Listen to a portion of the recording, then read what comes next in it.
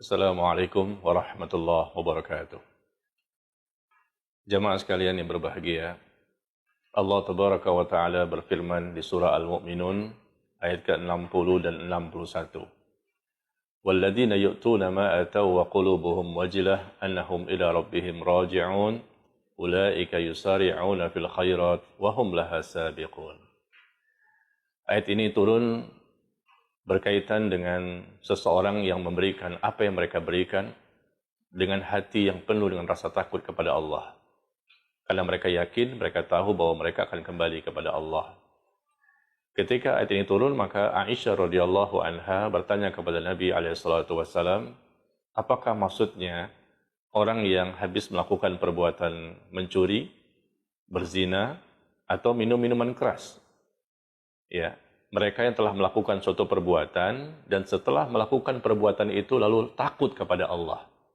Karena mereka yakin mereka akan kembali kepada Allah dan mereka takut mendapatkan balasan hukuman dan siksaan.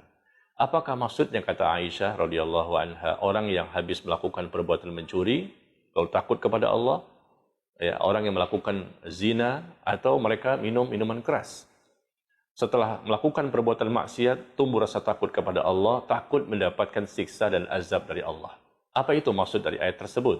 Di surah Al-Mu'minun ayat ke-60. Maka Nabi SAW bersabda, La ya bintas Siddiq. Bukan itu maksudnya, wahai putri Abu Bakar As-Siddiq. Walakinnahum, tetapi mereka adalah orang-orang alladzina yusallun, wa yasumun, wa tasaddaqun, wa hum yakhafun an la yaqbala minhum. Tapi mereka itu adalah orang-orang yang mereka salat, dan mereka juga berpuasa, dan mereka juga orang-orang yang senantiasa bersedekah.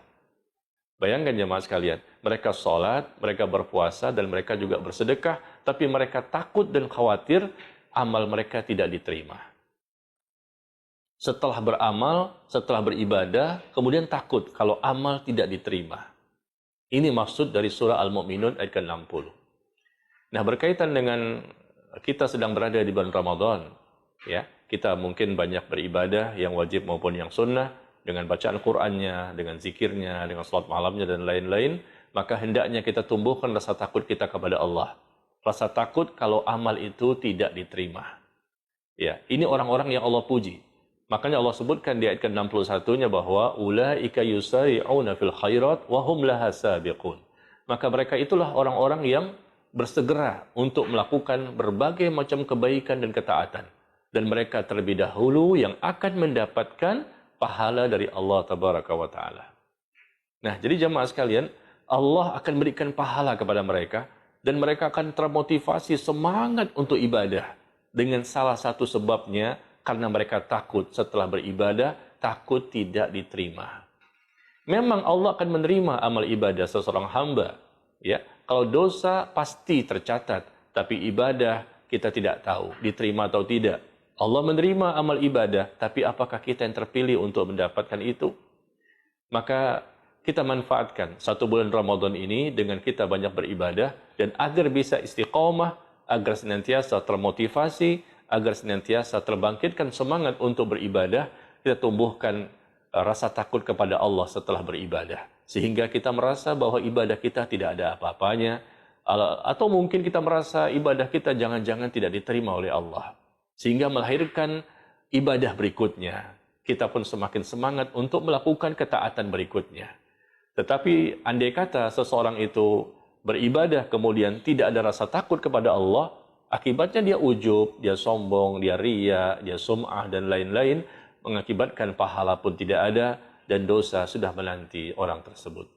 Maka jemaah sekalian, mari kita sama-sama tumbuhkan rasa takut kepada Allah setelah kita beribadah, kapan saja dan di mana saja.